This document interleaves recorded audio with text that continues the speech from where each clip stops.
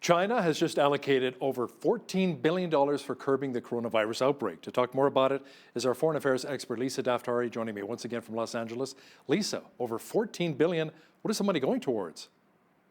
Well, that number is probably not even accurate when you think about how much this has cost the global economy, including right here in the United States. We've watching the stock market tank as a result of coronavirus and then a few other factors, of course. But this is a global reaction to the coronavirus. In China, they're probably spending that money on research, on quarantining, on really getting the resources to stop this, because it sounds as though it's spreading faster than they're able to contain this virus. It's spreading not only throughout the country, but in the region and into other continents, including the Middle East, into Europe. Of course, here in the United States, we've had some cases. So it's not looking good. It looks like this virus is moving much faster than those who seek to stop it. And again, with the fact that it is affecting the global economy the way that it is, maybe it's showing us how reliant we are on China, how reliant we are on goods that come from China. With regards to this tariff war between the United States and China, it's always been that the United States was obviously the one who had the upper hand, that had the leverage, that had obviously the larger economy, that the Chinese relied on in order to play in the world economy. But now, you're looking at the most mundane of objects, like tuna fish, like pharmaceutical supplies, like toys that are coming off of Amazon, that are all coming from China. Wow. And because of that, this is a moment where we stop and say, hey, wait a minute, we need them too. This is what leads people, of course, to come up with conspiracy theories as to how and why this virus is spreading at the speed that it is spreading, and why we've allowed it to create this uncertainty with regards to the world economy. And the coronavirus infections are surging in Italy and South Korea, Lisa. There's been a lockdown at a Venice, Italy carnival, and the disease has even killed 8 people in Iran. Yes. So where there are airplanes and cruise ships and people traveling country to country, this virus is spreading.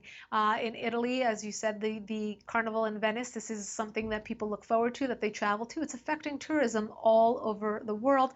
They're trying to stop it as best as possible without really creating a crisis further than it's already created in the economy. Of course, tourism being a main economy in many of these nations that you listed. And throughout different places in South Korea, in museums and in theaters and other places, they've shut themselves down because of the spread of this virus, and of course in Iran. There are, outside of China, the number 2 nation suffering from cases of coronavirus is in Iran. And I was reading about how this strain that has been found in Iran, there is no direct link to the one that is found in China. Again, speaking to a family member who is a physician on Friday, he said that there are many types of coronavirus. We just don't hear about them because of the incidents are so few usually. Right now, because there is this rise in the number of cases, we're hearing more and more about it. But that the flu, for example, has killed more people in the United States this year alone than the total number of people killed by coronavirus. So again, it's being reported because of the fact that they're not able to stop it, because of the fact that it's been spreading so quickly, and because of the fact that it is transcontinental, as you said, spreading from nation to nation as people are traveling and bringing the virus with them.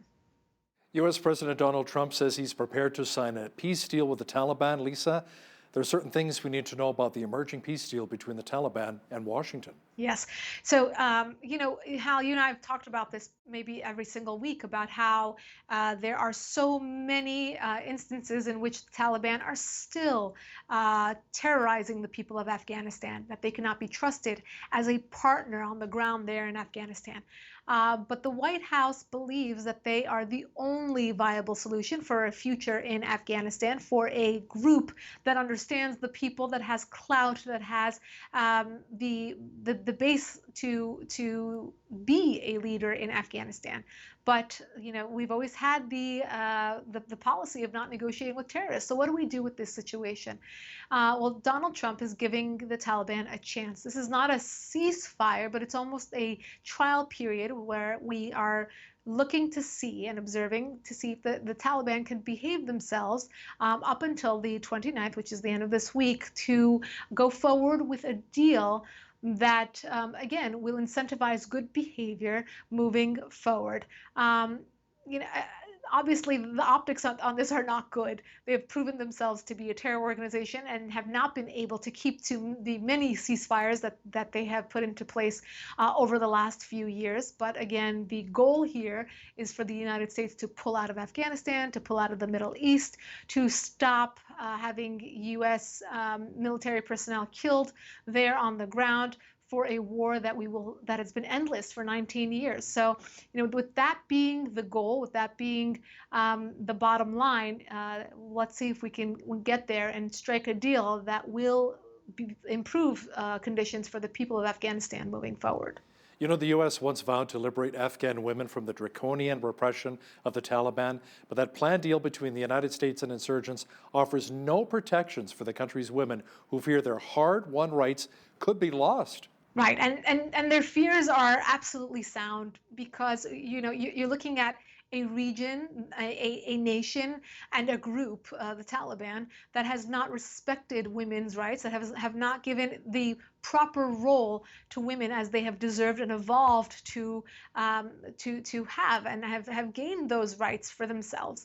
The Afghan women, alongside Iranian women, Saudi women, Iraqi women, Lebanese women, have fought for so many decades to be equals, if not ahead of men in universities, in places, in cultural places, in obviously the familial unit. But you're looking at a patriarchal society, a tribal society, in which women will be downtrodden. They'll continue to be so. So it doesn't look good for women. Obviously, there's a lot of articles written on the fear that women's rights groups will lose the battles that they have been fighting for, the rights that they have been fighting for.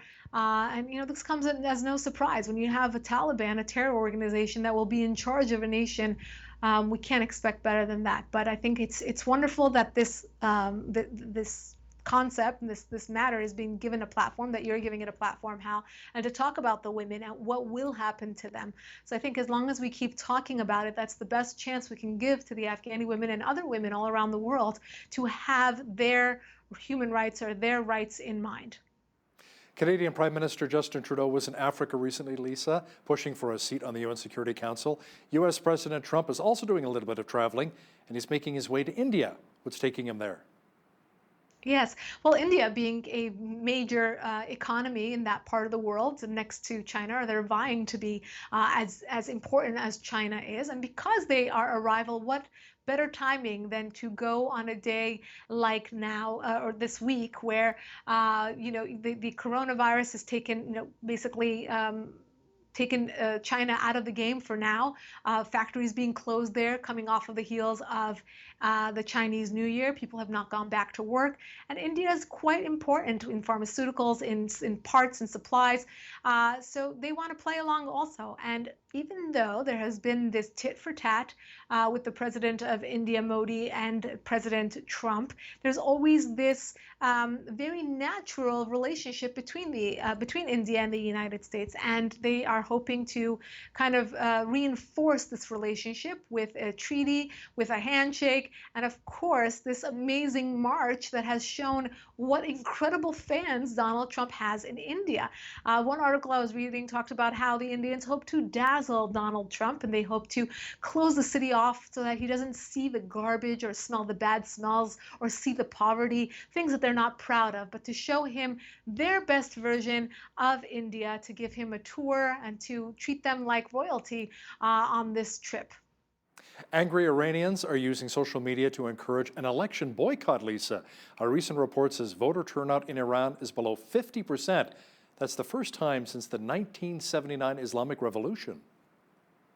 Right. So if you look back to 2009 when Iran experienced their green revolution, that started with a fraudulent election in which the people ran out onto the streets and said, look, that is not who we voted for. It was President Ahmadinejad who claimed a re-election. That's not who we voted for. And because you're so corrupt, we are protesting not just a fraudulent election, but the entire government of this Islamic Republic that has been in office for 41 years. I think this coming off of that has, we've seen that people that have been in perpetual protest mode on the streets of Iran, and this time around, there was a movement on social media encouraging Iranians not to come out onto the streets, not to vote, and to really throw into doubt and to delegitimize their election. That's exactly what happened. The numbers tell the better story of how Iranians did not come out to vote. This was the lowest voter turnout since they came into power, and they toppled the Shah 41 years ago. And whoever they claim will be the winner is, it's a dictatorship, right? So it's something that the people did not want, they didn't vote for, and the protests will undoubtedly continue there. Syrian defenses intercepted hostile targets over Damascus, and Israeli jets have struck Islamic Jihad targets in both Syria and Gaza. Right. The proxy war continues with many layers of different factions in Syria. Of course, this being more of a proxy war between the Iranian regime and Israeli forces than anything else.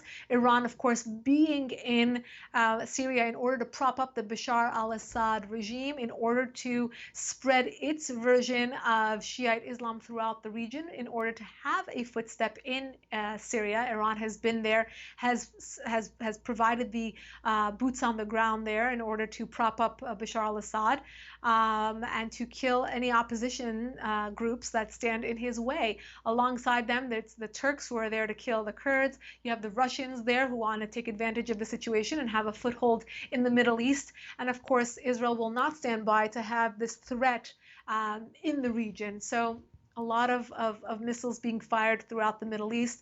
These proxy wars continue. And of course, the fight between the good guys and the bad guys continue for as long as the Iranian regime wants to push its influence throughout the region. So you have these smaller and larger wars continuing in Yemen, Lebanon, Iraq, in Gaza, in Syria, and the list goes on. Bringing things a little closer to home now, Lisa, Hollywood movie mogul Harvey Weinstein found guilty out of 2 out of 5 charges in a sexual assault trial. Tell me more about that. Yes, so this was a long time coming. The Harvey Weinstein trial, and Harvey Weinstein himself being the sort of the face of the Me Too movement that really brought out a lot of different cases, really highlighted an issue of men taking advantage of their positions in Hollywood and elsewhere in the workplace, taking advantage of women who are vulnerable, who are working under them, who hope to advance. And now this trial, which I have recently found out that he will and is working on appealing, he has been convicted. And I think this serves and will serve as a precedent going forward. I think regardless of whether it's in Hollywood or elsewhere and in other in other industries. Of course, this started not just in Hollywood but in the news industry and at a corporation that I worked at. So I know that this hits close to home when you look at all the different cases and all the different victims. Bringing their cases to light. It takes a lot of courage, and I'm glad that this is getting the platform that it deserves. I think that men are not horrible, and not all men are horrible, but these cases need to be brought to light so that we can continue working as professionals, men and women side by side, without the fear of these types of cases continuing in the future. Lisa, Democrat Bernie Sanders will not be attending the AIPAC conference, but you will be there. In fact, you're speaking on 2 panels. I will. This is the AIPAC conference that is taking place in Washington, D.C. next week. AIPAC being, of course, the largest and well, not single, but I should say largest and most prominent pro-Israel lobby group in Washington. They have lobbied for the existence of the State of Israel as in a bipartisan way. Both Democrats and Republicans have attended and spoken there in the past. It draws about 20,000 attendees. So it's quite a significant conference. I will be speaking on two panels, one on the women of Iran and one on the future of Lebanon. And Bernie Sanders thinks that this is, quote, a platform for bigotry. Bernie Sanders, being a Jew, well, nominally himself, has spoken out against Israel, against the existence of Israel, against a group like AIPAC, and has spoken out more about the Palestinians, giving them a platform and renewing the financial aid that was cut by the Trump administration against the Palestinians for engaging in terrorism. He hopes to renew that aid. So, again, the markets here in the United States have really reacted to Bernie Sanders being the front runner right now as the Democrat candidate for president, and it's no wonder. I mean, it's many of his, if not all of his stances go against, the status quo of capitalism and having a pro-Israel American stance, which has been for as long as Israel has been in existence. They have been our only ally in the Middle East. So to really reverse all of this, it's really taking a step back from our American values. And again, the stock market here showing that uncertainty in his victories thus far. So I hope, I should say, that more Democrats step up. They attend this conference. They speak out against the policies that are quite dangerous. In speaking, in favor of communist Cuba and speaking against a democratic Israel, just shows, some of his very dangerous policies. And again, I think a lot of Americans will find faults as we go further and really get into the weeds of where he stands on many of these issues. We'll find faults with them. And we'll see where we stand as we get closer to the 2020 election. Reporter and host of the Foreign Desk, Lisa Daftari, joining me once again from Los Angeles. Thanks again, Lisa. My pleasure.